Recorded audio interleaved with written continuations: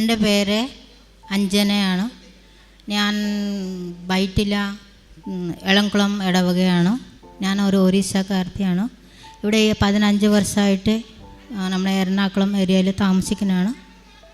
എൻ്റെ ആദ്യത്തെ ഉടമ്പടി സാക്ഷ്യം ഞാൻ പറയുന്നു. എൻ്റെ ഹസ്ബൻഡും ഒരു ചെടി വർക്ക് ചെയ്യുന്ന ഒരു വ്യക്തിയാണ്, ഗാർഡൻ വർക്ക്. അതിന് ഒരു വീട്ടിൽ പോയപ്പോൾ പുല്ല് വെട്ടാൻ ആ വീട്ടുകാരൻ വാട്ടർ ടാങ്കിൻ്റെ മൂടികയാണ് മാറ്റിയിട്ടിട്ട് പച്ച സീറ്റ് വിരിച്ചിട്ടത് വെള്ളത്തിലെ സൂര്യപ്രകാശം കിട്ടാൻ വേണ്ടിയാണ് ഇട്ടത്. അപ്പോൾ വീട്ടുകാരൻ പറഞ്ഞില്ല, എൻ്റെ ഹസ്ബൻഡ് അറിഞ്ഞില്ല. അപ്പോൾ പുല്ല് വെട്ടിക്കൊണ്ട് നിന്ന സമയങ്ങളിൽ അത് ടാങ്കിൽ വീണുപോയപ്പോൾ അപ്പം തന്നെ കിടപ്പായി. അപ്പോൾ വീട്ടുകാർ കൊണ്ടുപോയി ഹോസ്പിറ്റലിൽ കിടത്തി. എന്നെ വിളിച്ച് പറഞ്ഞത് ഹോസ്പിറ്റലിൽ കിടക്കാനാണ്, ഇങ്ങനെ വീണുപോയെന്ന് പറഞ്ഞു. അപ്പോൾ 2 വർഷത്തോളം അങ്ങനെ കിടപ്പായി. ഡോക്ടറുടെ അടുത്തും പോയി.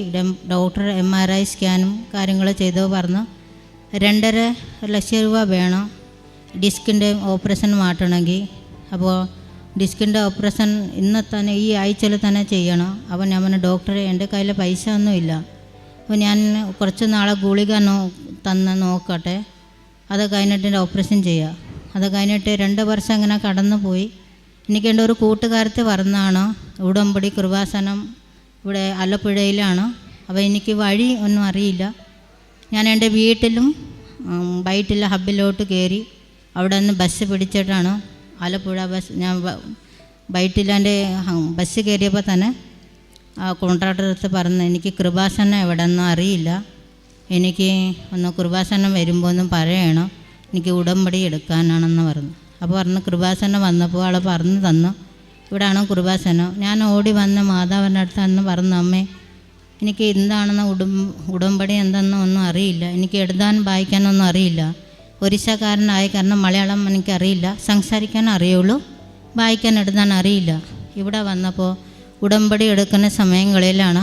അപ്പോൾ ഒരു ചേച്ചി വന്ന് എന്നെ സഹായിച്ചു, ഉടമ്പടി എടുത്ത്. ആദ്യത്തെ ഉടമ്പടിയാണ് ഞാൻ വെച്ചത്. ഹസ്ബൻഡ് ഡിസ്ക് പ്രശ്നം ഒന്ന് മാറ്റിത്തരാൻ, ഓപ്പറേഷൻ കൂടാതെ എൻ്റെ കയ്യിൽ പൈസ ഇല്ല, എനിക്ക് മാതാവ് മാറ്റിത്തരണം.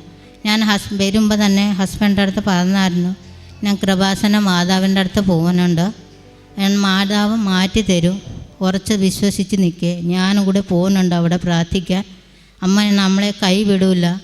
അതുപോലെ ഞാൻ ഇവിടെ വരുമ്പോൾ അമ്മയുടെ അടുത്ത് പറഞ്ഞു, ഞാൻ തിരിച്ച് ചെല്ലുമ്പോൾ എൻ്റെ ഹസ്ബൻഡ്, ഞാൻ ഉടമ്പടി എടുത്ത് ചെല്ലുമ്പോൾ എൻ്റെ ഹസ്ബൻഡാണ് വാതിൽ തുറന്ന് തരേണ്ടത്. ഞാൻ ഇവിടെ നിന്ന് ചെല്ലുമ്പോൾ ഞാൻ പറഞ്ഞു, മാതാവേ എൻ്റെ ഹസ്ബൻഡ് തന്നെ വാതിൽ തുറന്ന് തരണം.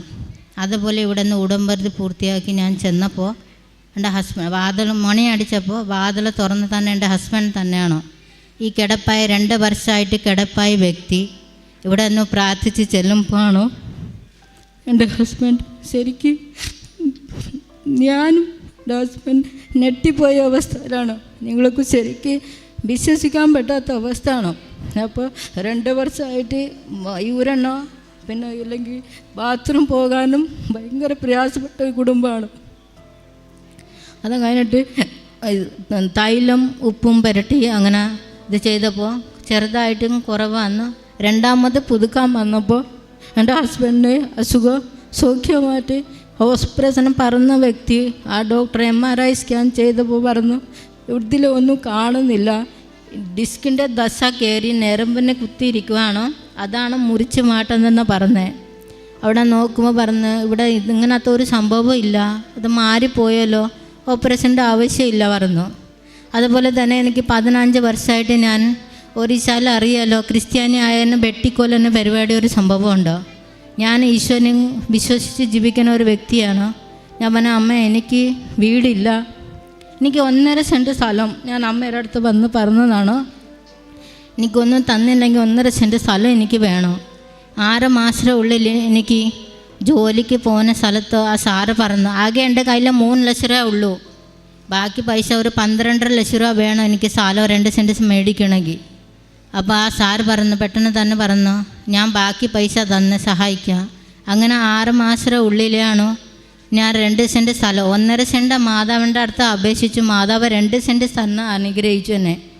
അത് കഴിഞ്ഞിട്ട് 2 വർഷത്തേക്കും ഇവിടെ വീട് വെക്കണമല്ലോ. അപ്പം ഞാൻ രാത്രി പകലും പിന്നെ അവിടെ നിന്ന് കടം മേടിച്ചതും അത് തീർക്കാൻ വേണ്ടിയാണ് അമ്മയുടെ അടുത്ത് പറഞ്ഞ, അമ്മ എനിക്ക് വീട് സ്ഥലം മേടിച്ചത് കടം തീർക്കണം, ഒരു വീട് വെക്കണം, എനിക്കൊരു പെൺകൊച്ച് വളർന്ന് വരുന്നതാണ്, ഇപ്പോൾ വാടക വീട് കിട്ടുന്നില്ല.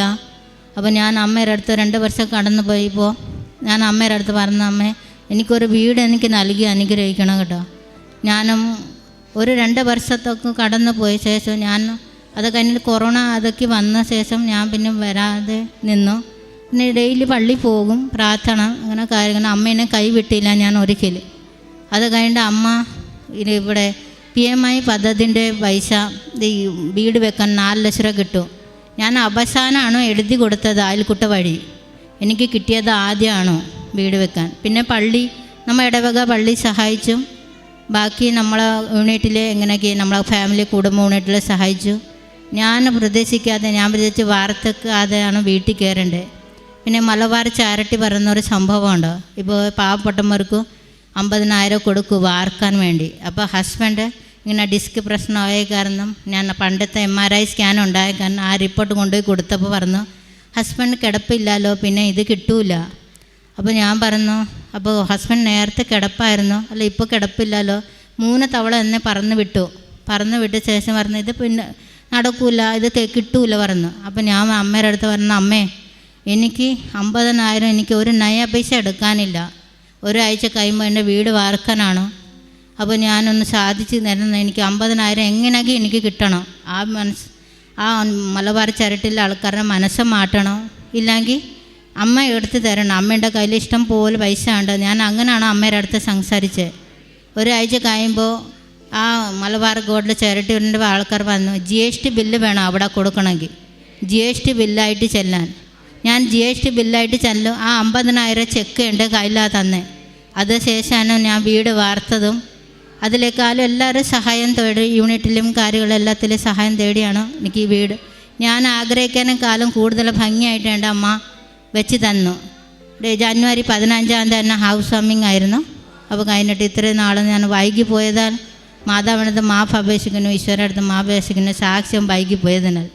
പിന്നെ 3ാമത്തെ സാക്ഷ്യമുണ്ട്. എൻ്റെ കുഞ്ഞ് 3ാം ക്ലാസ്സിൽ പഠിച്ചുകൊണ്ടിരിക്കാനായിരുന്നു. ആൾക്കും മലയാളം വായിക്കാനും നമുക്ക് ജപമാല ചൊല്ലാൻ അറിയില്ല.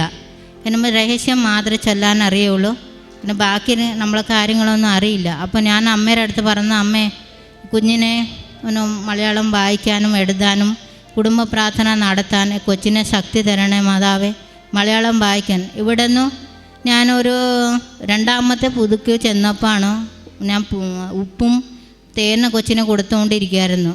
അപ്പോൾ 3ാമത്തെ ഉടമ്പടി പൂരിപ്പിക്കാനും വരുന്ന പകുതി ആയപ്പോഴാണ് കൊച്ചി നന്നായിട്ട് മലയാളം വായിക്കും. ഇപ്പോൾ മര്യാദയ്ക്ക് ഇപ്പോൾ 3ാം ക്ലാസ്സിൽ തന്നെ നന്നായിട്ട് ബൈബിൾ വായിക്കും, കൊന്ത ചൊല്ലും, എല്ലാം ചെയ്യും മലയാളം. അപ്പോൾ അതങ്ങനെ നമുക്ക് വീട്ടിൽ കുടുംബ പ്രാർത്ഥന നടത്താൻ പ്രശ്നമൊന്നുമില്ല. നമ്മൾ ആളെ ചൊല്ലിത്തരുന്ന പ്രാർത്ഥന നമ്മൾ ചൊല്ലും. അങ്ങനെ എല്ലാ ദിവസവും പള്ളി കൊണ്ടുപോക്കും, പള്ളിയിൽ നമ്മളെല്ലാവരും കൂടെ പോകും, അങ്ങനെ കടന്നു പോകുന്നത്. പിന്നെ 4ാമത്തെ ഒരു എൻ്റെ സാക്ഷിയാണ്. എൻ്റെ ചേച്ചി മെൻ്റലി പ്രോബ്ലം ആയെന്ന് പറയുമ്പോൾ ഒരു പ്രാന്തായ സ്റ്റേജിലായിരുന്നു. കാലിലെ ചെയിൻ കെട്ടിവെക്കും. 2 മക്കളാണ് ആൾക്ക്. ചേച്ചീനെ വേണ്ടി ഞാൻ പ്രാർത്ഥിച്ചത്, ചേച്ചി ഇവിടെ ഇല്ലല്ലോ, ഒരു ശൈലാണ്. അപ്പോൾ എൻ്റെ നെറ്റിൽ തന്നെ തൈലം പൂശി ഞാൻ പ്രാർത്ഥിച്ച്, എൻ്റെ മാതാവ് എൻ്റെ നെറ്റിയാണോ ചേച്ചീൻ്റെ നെറ്റിയാണെങ്കിലും ഞാൻ കുരിശ് വരയ്ക്കണേ. ആ കുരിശിനെ എൻ്റെ ചേച്ചീൻ്റെ നെറ്റ് എടുത്ത് ആ അസുഖം മാറ്റി തരുന്ന അനുഗ്രഹിക്കണേ. ഇപ്പോൾ ഒരു കുഴപ്പമില്ല ചേച്ചിക്ക്, എല്ലാം ചെയ്യാനുണ്ടോ കൊച്ചുങ്ങളും കൂടെ. അപ്പോൾ നേരത്തെ കൊച്ചുങ്ങളെ തന്നെ പ്രസവിച്ച കൊച്ചുങ്ങളെ പോലെ തിരിച്ചറിയാത്ത അവസ്ഥയായിരുന്നു ആൾക്ക്. ഇപ്പോൾ കൊച്ചുങ്ങളെ ശുശ്രൂഷിക്കാനുണ്ടോ, ഒരു കുഴപ്പമില്ലാതെ ആൾ കുടുംബജീവിതം നയിച്ചു പോകുന്നുണ്ട്. അത്